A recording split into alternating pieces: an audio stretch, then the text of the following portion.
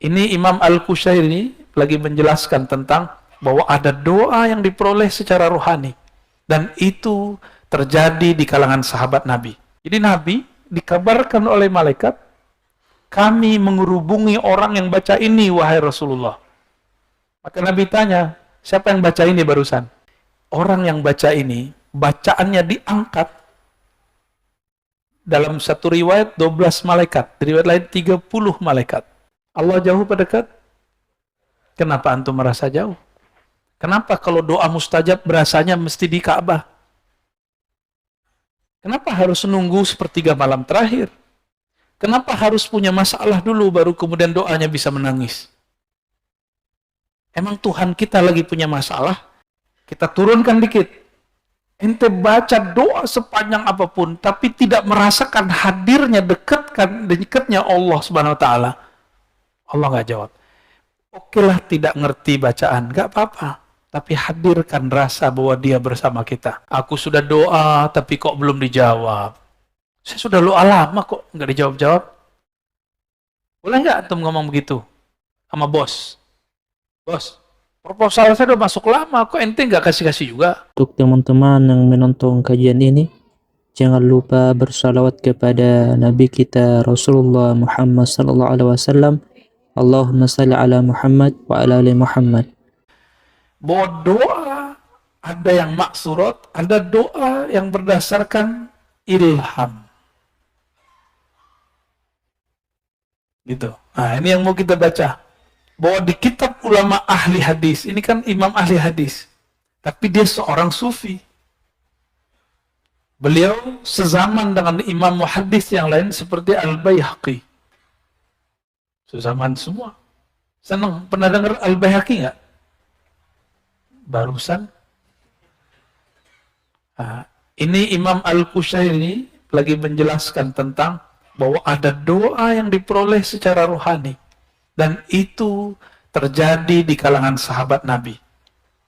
Ya, contoh, sahabat Nabi lagi sholat, tiba-tiba dia dapat ilham untuk membaca Rabbana walakal hamd, hamdan tayyiban kathiran, ya, mubarakan fih. Saya nggak kasih baris. Kayaknya bisa baca antum ya. Kita kasih baris. Hamdan tayyiban kathiran mubarakan fi. Ini favorit saya kalau lagi i'tidal ya. Rabbana walakal hamd. Nabi kemudian selesai sholat langsung screening namanya, ya, tes. Oh, siapa yang baca ini? Semuanya ketakutan. Namun sahabat kalau dapat ilham mesti jujur dan lapor kepada Rasulullah. Tapi dia dapatnya dalam sholat, masa lapor dalam sholat? Tunggu dulu sholatnya selesai.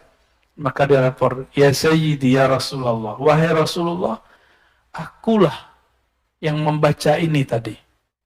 Jadi Nabi dikabarkan oleh malaikat, kami menghubungi orang yang baca ini, wahai Rasulullah. Maka Nabi tanya, siapa yang baca ini barusan? Dia angkat tangan. Nabi tidak pernah ajarkan, Nabi tidak pernah talkinkan, tapi dia dapat ilham. Dan ilhamnya ditakrir Rasulullah SAW. Dan ini menjadi usul dalam ilmu tasawuf. Bahwa ada zikir ilhami. Zikir-zikir ilham. Selama tidak bertentangan dengan Quran dan Sunnah, maka dia boleh dibuat. Dan itu mesti bersanad dulu kepada orang yang punya sanad. Orang-orang kayak antum ini nggak meyakinkan ini, ya. Apalagi aneh ya. Insya Allah, kalau Allah izin nggak ada yang mustahil. Nggak ada yang mustahil. Rabbana walakal hamdu hamdan thayyiban. Apa kata Nabi? Orang yang baca ini, bacaannya diangkat. Dalam satu riwayat 12 malaikat, di riwayat lain 30 malaikat. Itu satu bacaan. Maka zikir-zikir kita ini itu dikerubungi malaikat-malaikat. Orang-orang yang ahli zikir tempatnya sejuk karena banyak malaikat. Mereka adalah malaikatur rahmah. Malaikat-malaikat rahmat. Jadi antum kalau buat pengajian jangan nyala-nyalain orang mulu kerjaannya. Malaikat jauh.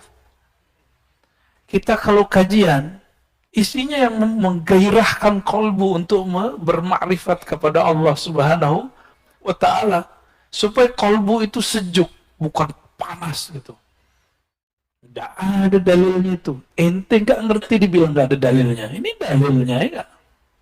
Ini ada di hadis Bukhari, ada di hadis Muslim, ada di Abu Daud, Tirmizi yang yang berbeda riwayat. Ya. Dan yang paling banyak dikumpulkan oleh Imam An-Nasai riwayat ini. Ini ilham bukan? Oke, ini contoh kedua. Azan, siapa muazin tadi? Muazin. Azan itu diturunkan ilhamnya kepada dua sahabat. Nama pertama Abdullah bin Zaid. Abdullah bin Zaid. Ingat-ingat nih kalau perlu dicatat. Siapakah orang yang selama ini antum pakai azannya? Abdullah bin Zaid. Ini bukan Zaid bin Sabit ya. Abdullah bin Zaid bermimpi diajar oleh malaikat. Awalnya dia mau bikin azan, mau ambil alat-alat yang dipakai oleh semua agama yang ada sebelumnya. Tapi malaikat enggan. Lalu diajarlah oleh malaikat, maukah kamu aku ajarkan kalimat untuk ngumpulin orang sholat? Jadi dulu sholat 5 waktu itu belum ada cara manggilnya. Bukan berarti Nabi nggak dapat wahyu. Nabi ingin keluar itu dari sahabat-sahabat beliau. Datanglah pagi-pagi ba'da subuh ya Sayyidi ya Rasulullah. Ra'aitu fil manam. Aku melihat dalam tidurku didatangi malaikat. Malaikat itu mengajarkan bacaan seperti ini supaya mengumpulkan orang sholat. Umar nguping. Apa kata Umar? Loh kok mimpi kita sama? Nah, berarti mimpinya diperkuat. Ada 2 orang saksi. Umar itu gelarnya apa? Muhaddatsin, bukan muhaddisin. Apa arti muhaddatsin?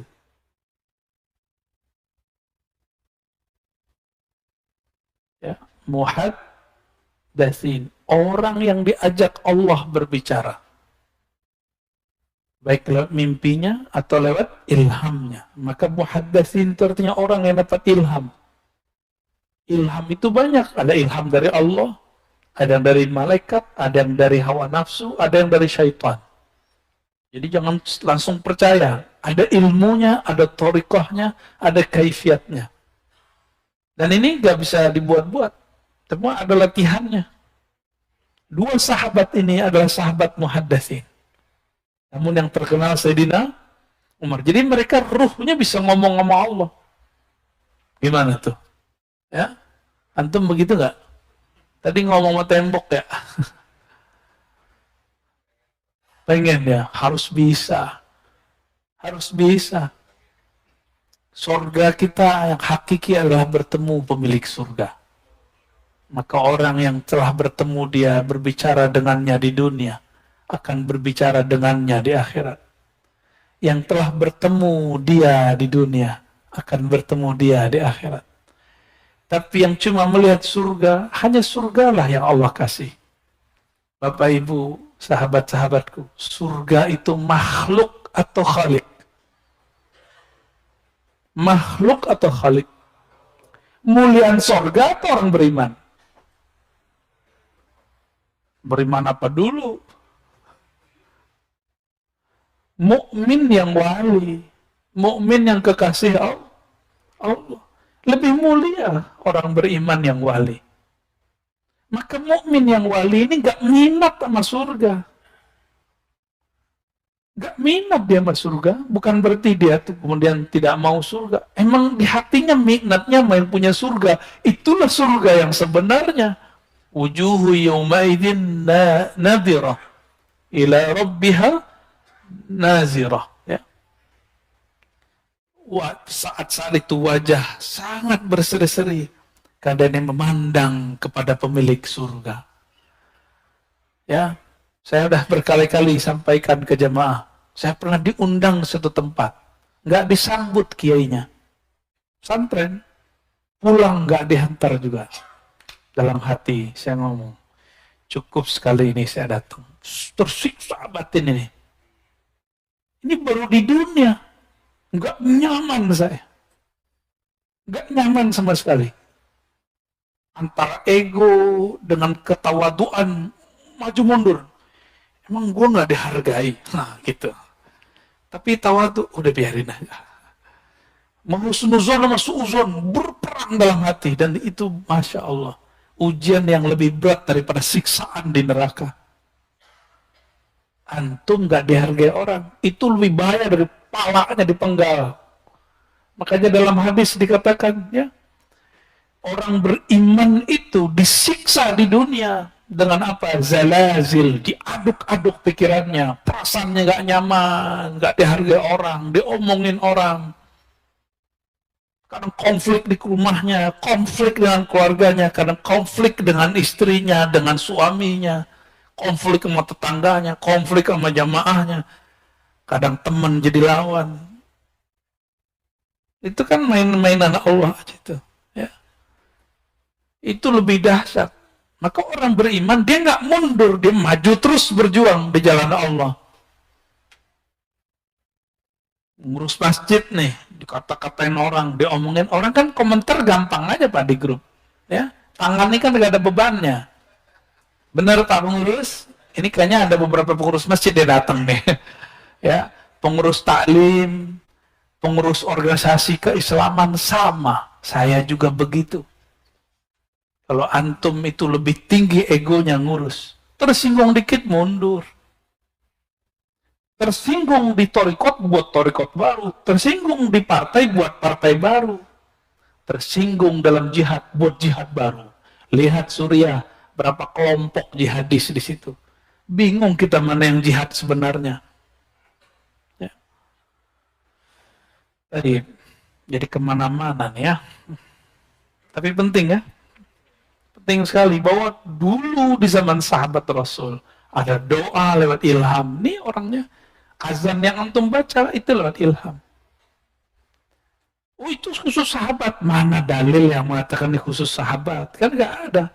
Justru di surat Yunus dalilnya malah itu berlaku terus. Lahumul busyra fil hayatid dunya. Bagi mereka ada busyra, kabar gembira, itulah yang disebut ilham, mimpi-mimpi. Bahkan gak hanya mimpi, ada orang mimpi dalam jaga. Tahu nggak tuh mimpi dalam jaga? Itulah sahabat-sahabat muhaddas ini nih. Dia lagi jaga begini, tapi dia masuk ke alam mimpi orang bisa. Kalau antum kan udah mimpi aja nggak jelas ya. Masa mintanya mimpi basah mulu? Nggak level amat itu ya.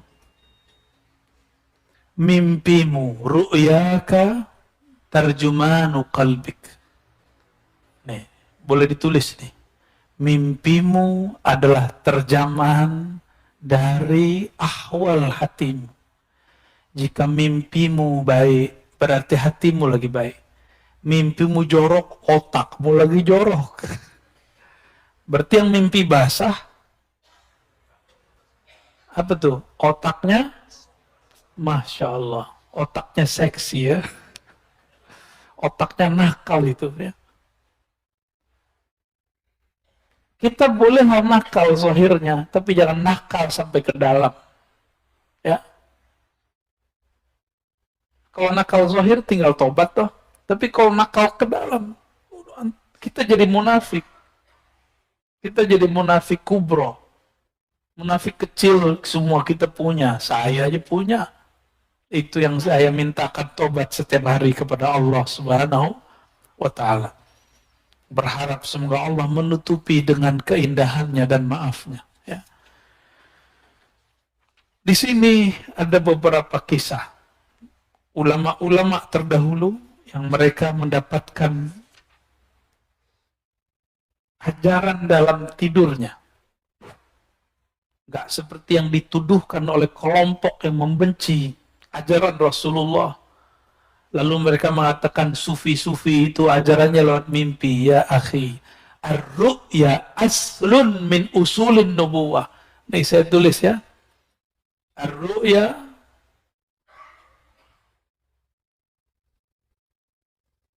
aslun min usulin nubuwah. Ada yang tahu artinya?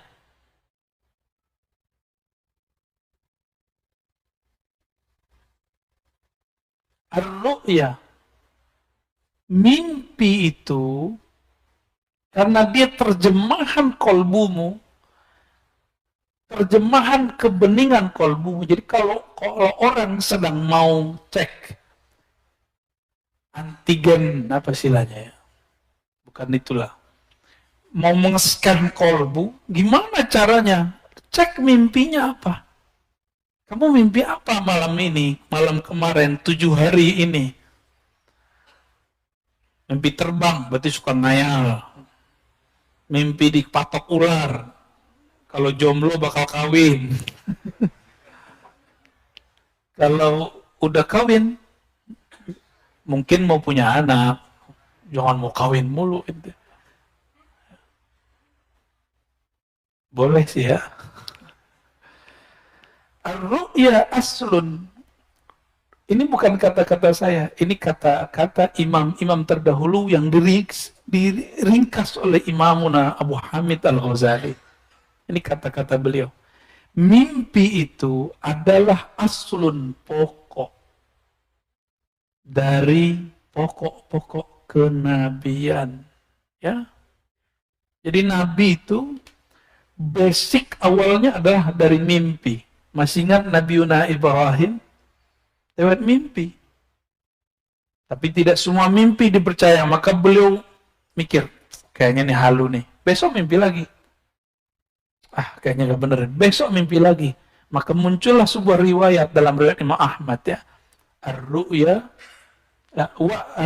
ru'yal anbiya wahyun ya. Ru'yal anbiya wahyun. Nih. Mimpinya para nabi itu wahyu. Kalau mimpinya para wali ilhamun. Kalau mimpinya antum halun. Halu maksudnya. Baik.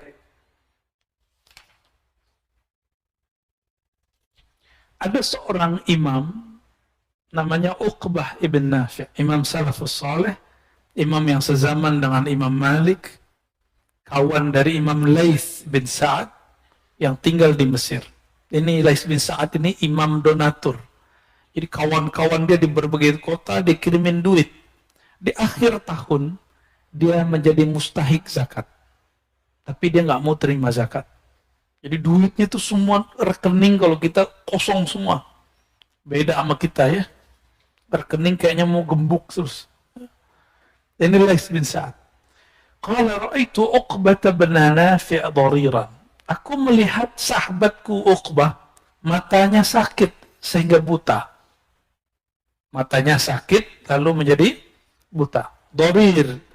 Summa ra'aituhu basiran. Lalu aku melihatnya sekarang bisa melihat, bisa memandang.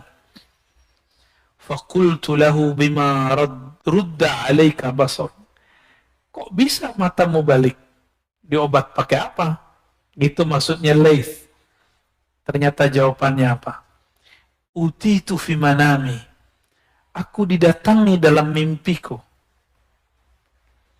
Faqila, lalu ada yang mengajariku, kul, katakanlah, ya qarib, ya mujib, ya sami'ud du'a, ya sami'ad du'a, ya latifan lima yasha, rud alayya basari. Hei orang buta, kata si yang datang. Yang datang nih malaikat. Bacalah doa ini. Ya Qarib. Wahai yang maha dekat. Allah dekat apa jauh? Kalau jauh, antum panggil ya. Terus kenapa kalau dia dekat masih pakai ya? Ya Qarib. Wahai yang maha dekat. Berarti kata ya di situ. Kalaupun dia dekat, engkau masih merasa jauh. Maka hadirkanlah kedekatannya dalam kolbu. Itulah yang disebut kalimat iya. Allah jauh apa dekat? Kenapa antum merasa jauh? Kenapa kalau doa mustajab berasanya mesti di Ka'bah? Kenapa harus nunggu sepertiga malam terakhir? Kenapa harus punya masalah dulu baru kemudian doanya bisa menangis? Emang Tuhan kita lagi punya masalah? Dengan kita nggak punya masalah beda? Beda nggak? Ente jomblo, nanti nikah, Tuhan ini sama nggak? Oh, jangan-jangan ente bilang kata Tuhan itu bidah ya? Ada kan yang ngomong begitu? Ustadz ini, kok bilang-bilang Tuhan? Tuhan itu kepala para dewa. Ada yang ngomong begitu. Kayak ngerti KBBI aja ente. Coba cek sini, ada nggak kata Tuhan dalam kamus bahasa Indonesia atau kamus Melayu lama yang menyebutkan Tuhan itu pimpinan para dewa? Halu. Jadi orang beragama sekarang sok-sok ilmiah. Ya, jadi kata Tuhan boleh digunakan untuk terjemahan ilah, Rabbun, dan lain-lain. Saya ulang-ulang ini, karena banyak yang lupa. Ya Qarib, ya Mujib, wahai yang maha dekat. Ya Mujib, wahai yang maha menjawab jika dipanggil.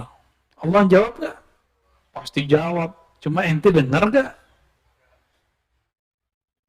Gimana? Allah itu dengerin orang ngomong atau memperhatikan kolbu seseorang saat ngomong? Kolbu. Maka mau doanya sepanjang 1 juz, tapi kalau nggak ngerti yang dibaca, Allah nggak jawab.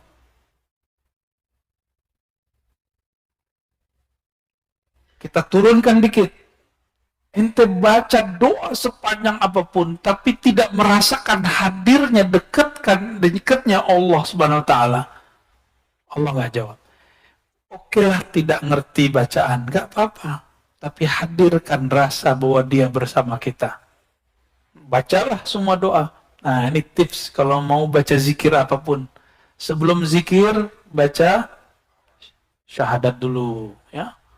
Benerin dulu syahadatnya. Habis syahadat baru sholawat. Bisa juga baca Al-Fatihah. Ini mau zikir apa aja ya? Ini kayak resep dokter ini. Serius. Ini resep apa namanya? Cara meramu zikir ini dimulai dari sini. Semuanya, nggak mulai dari sini zikir ente sama setan. Gitu. Dimulai dari syahadat, diperbaharui syahadat kita. Siapa tahu dalam memandang apa yang terpandang, dalam melihat apa yang dilihat, baik di handphone, smartphone, atau hari-hari, batal syahadat kita di sisi Allah. Maka sebelum kita doa, kita baca syahadat. Sebelum zikir syahadat, supaya doa kita nggak sia-sia. Karena doanya orang-orang yang syahadatnya belum betul sia-sia. Jadi menurut saya, berdasarkan kalam-kalam ulama dan ayat-ayat Quran semuanya itu, sebelum kita zikir dan doa, sebenarnya wajib bersyahadat. Wajib bersyahadat. Dari mana taunya? Kalau rukun khutbah, salah satunya apa? Kalau ada rukun khutbah, salah satunya apa? Syahadat. Nggak naik itu sholat kalau nggak ada syahadat. Baca Fatihah, ya, pembuka kolbu, pembuka pintu langit, baru zikir atau doa. Nah, zikirnya juga ada macam-macam. Kalau doa dimulailah memuji. Ini tips. Kalau mau berdoa, boleh pakai bahasa apa aja. Ya. Kita nggak ada urusan dengan perdebatan Haji Dudung dengan Haji Habib Bahar. Ya. Saya nggak ada urusan sama itu. Itu urusan antum itu ya. Antum yang suka nonton-nonton YouTube. Kan dia bilang apa? Tuhanku bukan orang Arab. Ya, mungkin maksudnya nggak begitu, cuma potongannya kan begitu. Tapi itu urusan dia. Belakangan ini kan masih ada apa? Abdurrahman ya. Ya, udahlah biarin aja itu. Itu makanan politik. Kok orang awam ikut-ikutan aja ya. Sotoy namanya. Jadi sebelum meminta, puji dulu dia. Puji dan panggil dengan nama. Nama. Coba. Nama antum siapa? Adi. Coba Anda panggil Muhammad. Noleh nggak? Nggak noleh. Adi. Tuh. Sohe dia Adi namanya. Ya. Badut. Nggak mau dia. Tuh. Jadi kita, ini permisalan. Jika kepada makhluk pun memanggil mesti dengan nama, apalagi pada Khalik. Ini adab ngeritik orang. Ente nih pengurus. Soal kritik, terima nggak? Tunggu dulu, cara kritiknya gimana, bener ya? Kita lagi berbangsa, bernegara, mau ngeritik orang. Caranya kasar-kasar. Kalau ditolak, wajar gak? Maka kepada teman-teman saya yang ahli kritik, yang sayang kepada negeri ini, sayang kepada umat ini, kritiklah dengan cara yang baik. Pasti antum didengerin. Ya, orang hebat tuh bukan orang ngamuk-ngamuk, bukan. Orang hebat tuh bukan yang langsung-langsung. Itu mungkin hebat di kandang sendiri, di jamaah sendiri. Di sisi Allah antum nggak dianggap, dipandangnya orang sombong. Ya, puji dulu. Sebelum kita ngapa-ngapain, kita puji dulu dia. Kita mau ngeritik dia, kita puji dulu, naik-naikin dulu, dia baru jatuhin, kira-kira gitu. Kalau minta kepada Allah, kita bukan lagi mau memaksa Allah. Allah bisa boleh dipaksa nggak? Inilah su'ul adabnya orang berdoa, maksa-maksa Allah. Nantang-nantang Allah, dikasih tapi itu jadi istidraj. Apa arti istidraj? Tambah nikmat, tambah jauh dari Allah, tambah maksiat. Ya. Setelah puji, panggil dia dengan namanya, baru hajat kita. Apa hajat kita sebutkan? Saya mau tanya sama antum. Sebelum kita doa, Allah sudah tahu belum apa yang mau kita minta? Terus ngapain doa? Hah? Maka jangan heran nih, di kitab ini ada ulama yang mengatakan, namanya Abdullah bin Manazil, ma da'utu mundhu khamsina sana. Saya malu berdoa semenjak 50 tahun yang lalu. Malu deh. Malu takut nuduh Allah. Kebanyakan antum kan nuduh Allah. Kayaknya Allah lupa deh. Ingetin dulu. Ya Allah, saya kan butuh. Tapi kok belum dikasih-kasih? Kalau antum memang punya ruh yang bening, pasti benar jawaban Allah. Kamu belum pantas mendapatkannya, wahai hambaku. Itu keinginanmu, bukan kebutuhanmu. Nah, ini namanya rukun qabul. Rukun atau rukun istijabah. Ijabah. Apa aja rukun ijabah? Satu aja lah. Ya. Kalau banyak-banyak takut pusing antumnya. Mau satu berdua? Dua, oke. Kolbu yang hadir. Berarti kalau lalai, nggak dijawab. Yang kedua, ini yang paling penting, mencakup semua doa. Husnuzan. Gampang tuh? Tuh, antum udah tahu kan istilahnya? husnuzan, berbaik sangka kepada Allah, bahwa Allah sebelum kita minta, dia sudah tahu. Sebelum kita minta, Allah sudah, sebelum ente hidup, Allah sudah tahu ente butuh apa. Husnuzonnya apa? Allah hanya memberikan yang kita butuhkan. Maka bahasa Arabnya hajat, bukan syahwat. Syahwat keinginan. Syahwat itu enggak hanya seksual, lawan jenis. Antum nih ngeliat velos baru, terus minat. Syahwat itu. Ya, bener ya? Bener gak? Nya bagus gitu. Ini beberapa orang nih saya dengar. Mau di mobil, di mana. Wah, bagus juga nih baru. Ini syahwat. Jadi syahwat tuh nggak hanya urusan babainal fakhidain. Ya. Banyak syahwat itu. Gimana? Banyak syahwat kita ya? Syahwat mata, syahwat telinga. Banyak syahwat kita. Antum cuma dikasih saat hajat. Urusan apa aja? Menikah. Ente nggak dikasih kalau belum hajat. Ya. Alhamdulillah. Nah ini baru satu contoh. Ada doa yang panjang sekali di sini, nggak mungkin disebutkan. Ya. Ini azan di mana itu? Buminya beda sama kita kali ya.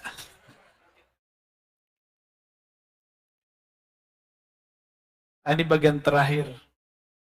Tapi habis azan kita masih lanjut. Udah lanjut aja deh. Kata Imam Al-Qushairi, doa itu ada 3 tingkat. Nah, nih 3 tingkat doa nih.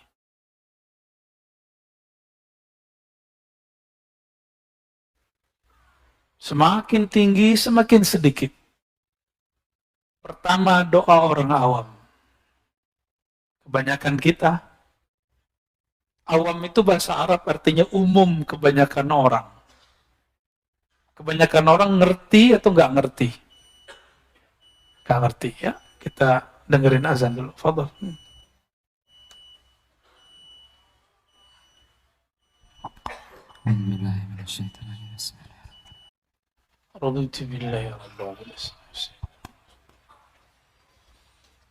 Ya, tadi kita sampai kepada tingkatan orang berdoa. Jadi ada doa orang awam. Mau selama-lamanya jadi orang awam. Antum boleh nggak nyantri, nggak apa-apa.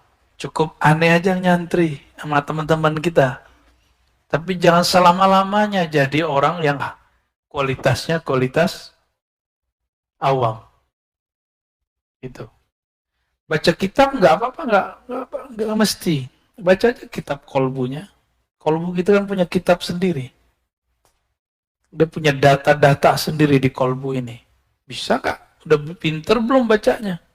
Jangan-jangan masih ummi. Ya? Harus ada itu ada latihannya. Cara membaca isi kitab kolbu kita.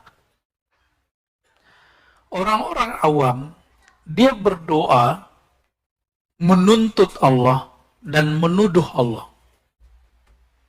Dia berdoa menuntut dan menuduh Allah. Ya. Itu orang awam. Gimana antum? Dan ciri-ciri lainnya apa? Mereka memberitahu Allah. Keyakinannya dhaif. Mereka berkeyakinan Allah itu jauh sehingga harus dipanggil-panggil.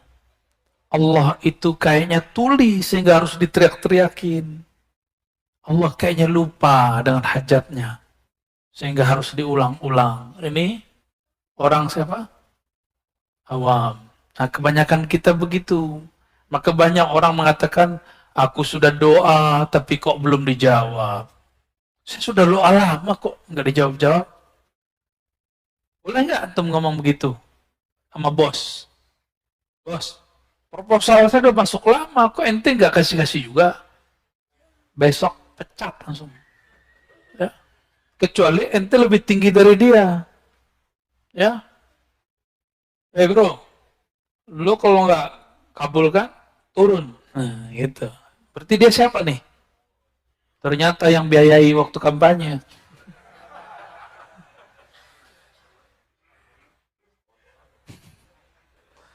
Maaf ya.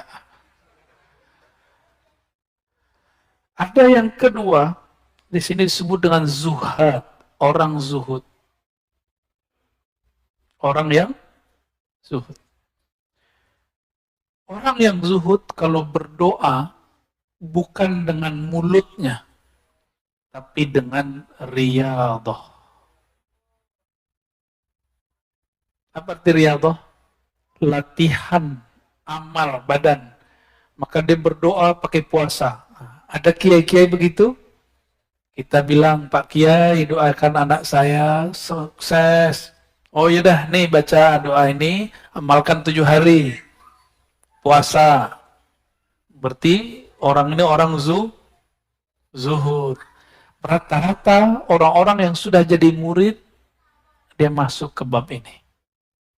Tapi kalau antum belum pernah mau berguru kepada seorang syekh, atau menyatakan hatinya, saya mau ikut tuan guru itu.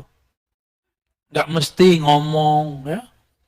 Kebanyakan murid, kalau ngomong itu badannya harus dibagi dulu tuh guru. Kita jangan ego, harus kita ketemu dengan guru itu enggak. Ya.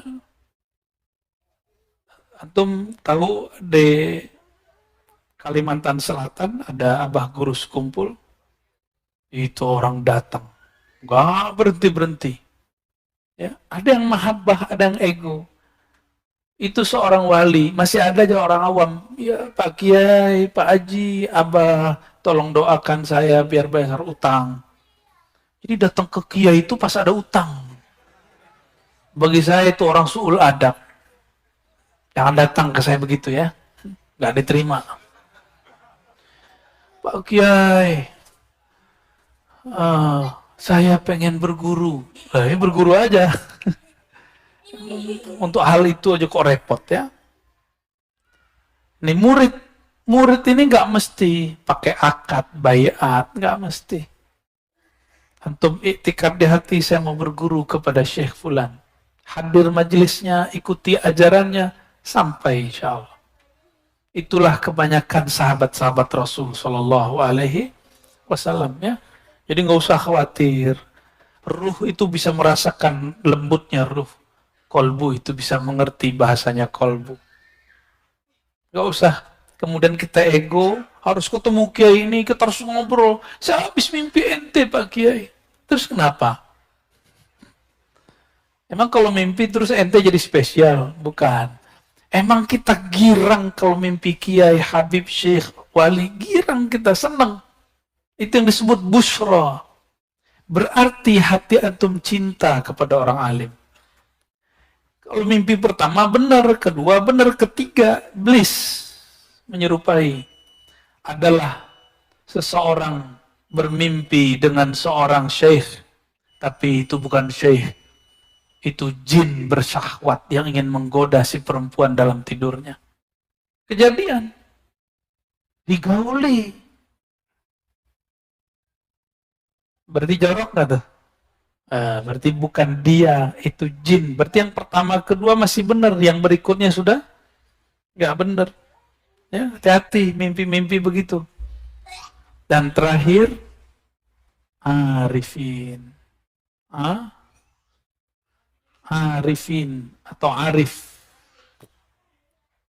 Apa arti arif? Orang yang kenal Allah. Orang yang kenal Allah. Kalau zuhud, orang yang kenal hakikat dunia, bahwa dunia ini telah ditalak oleh para wali-walinya 7 kali, 1000 kali. Itu dia. Kalau arif ini karena dia sudah kenal Allah. Dia tidak berdoa dengan meminta ataupun dengan banyak-banyak riyadhah. dia berdoa dengan ahwalnya. Saya tambahkan dengan ma'rifatnya. Jadi doanya arif dengan apa? Jadi misalnya nih ada orang yang kenal dengan orang hebat, orang kaya.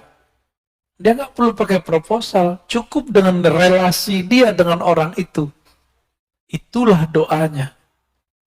Antum minta berkali-kali nggak dikasih karena awam nggak kenal. Tapi kalau orang ini orang spesial, cukup dia berkoneksi sebentar. Bang, ini anak-anak kita nih di lapangan lagi butuh. Saya nggak punya, abang bantulah. Oh siap, cukup ngomong begitu doang Pak. Ya nggak perlu lagi proposal, nggak perlu ada angka-angka. Malah dia nanya, butuh berapa bro? Ada orang begitu? Itu yang doa yang sebenarnya. Doanya para arif. Orang arif banyak nggak? Nggak banyak. Nah ini yang lagi kita mau genjot di akhir zaman ini. Maka teman-teman, persiapan akhir zaman bukan dengan menakut-nakuti umat. Persiapan akhir zaman dengan mengenal Allah sang zaman, sang pencipta zaman, sang pengatur zaman. Ya, jadi nggak usah khawatir kita sama yang ngolah zaman ini kok. Kita bersama dengan yang menciptakan kiamat itu. Gak usah takut Dajjal. Kita bersama Allah yang menciptakan si Dajjal itu. Gak usah khawatir nanti gak ketemu Mahdi. Kita bersama Allah Al-Hadi. Ya, nanti pasti diarahkan kepada beliau. Insya Allah. Mari kita tutup kajian ini baca salawat Allahumma salli wa sallim ala sayyidina Muhammad. Kita lanjut setelah ini nanti mungkin jam 8-an dengan kitab Sahih Muslim. Allahumma salli ala sayyidina Muhammad. Assalamualaikum warahmatullahi wabarakatuh.